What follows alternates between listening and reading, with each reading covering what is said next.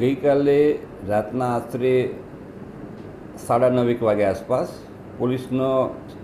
એક જાણ થયેલી કે જે કોસાદ આવાસ જે H1 જે છે ત્યાં કોઈ વ્યક્તિઓ વચ્ચે મારામારી થઈ છે અને એમાં એક વ્યક્તિનો લોહી લહાણ હાલતમાં ત્યાં પડેલ છે એવી જાણ થયેલી, જેથી અમરોલી પોલીસ જે છે એ તાત્કાલિક ત્યાં જગ્યા પર પહોંચી ગયેલી અને ત્યાં તપાસ કરેલી. તો સંદીપ સાહની કરીને જે છે કે જે H1માં રહે છે એના જમણા પગના સાથળમાં એક સડાનો ઘા વાગેલો હતો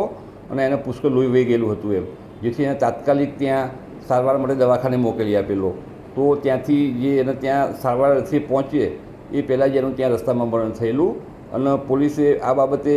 જે મરણ જનાર જે છે એ બાબતે ફરિયાદ લઈ અને જે મારવાવાળા જે હતા એ ચિરંજીત શર્મા છે અને રોશન સાહની કરીને છે. આ બે જે છે એ મરણ જનાર અને આરોપીઓ એ અગાઉ એમ્બ્રોઇડરીમાં સાથે કામ કરતા હતા એમ, એટલે એ રીતે એકબીજાના મિત્રો હતા. અને એ પછી છેલ્લા ઘણા સમયથી આ જે હાલના જે બે આરોપીઓ જે છે એમને જે આ મરણ જનાર જે છે એની સાથે બોલવાનું ઓછું કરી નાખેલું, મિત્રતા ઓછી કરી નાખેલી એમ. એના કારણે આ જે મરણ જનાર સંદીપ અને આરોપીઓ જે છે એમના વચ્ચે અવારનવાર નાના ઝઘડા અને બોલાચાલી થતી હતી એમ. એમાં ગઈકાલે આ જે બંને આરોપીઓ જે છે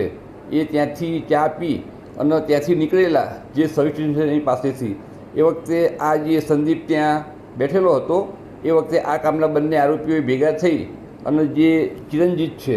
એને એની પાસેથી જે સરી હતી એનાથી મરણ જનારને ઈજા કરી અને એનું મોત નિપજાવેલ છે.